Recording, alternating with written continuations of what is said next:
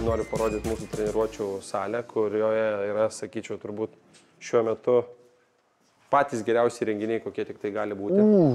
Jo, rimtas pareiškimas. Viskas skaitmenoj. Nuo bėgtakių, dviračių, svarmenų.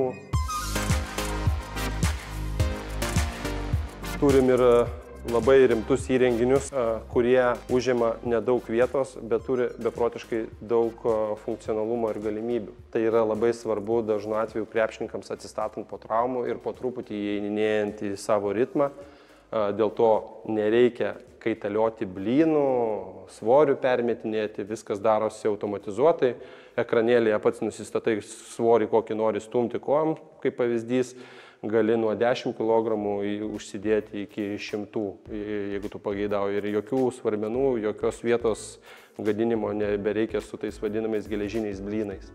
Tai tokių renginių turim ne vieną, matote, irgi lygiai tas pat. Wow! Tikrai. Atrodytų vienos staklės, bet tu iškart matai, kiek daug įvairiausių dalykų tu su jom gali padaryti. Jo, tai mūsų fizinio rengimo treneris jau čia buvo, tai tikrai labai džiaugiasi dėl to, kad ir kaip bebūtų, bet kokiu atveju sporte traumingumas yra dažnas reiškinys, traumos yra sporto gyvenimo dalis, nuo jų nepabėgsi. Tai labai svarbu suteikti ir tokią infrastruktūrą ir tokias galimybės, kad krepšininkai kuo greičiau galėtų atsistatinėti po traumų. Tai net nebejoju, kad traumų prevencija pas mus bus didesnė, vadinkime, ir turėsim didesnės galimybės, tiek atsistatymas po traumų bus greitesnis. Dėl to, kad viskas bus vienoje vietoje. Aišku, tai yra nauja infrastruktūra, po truputį, kai mes ją įveiklinsim ir pradėsim gyventi, visko dar atsiras.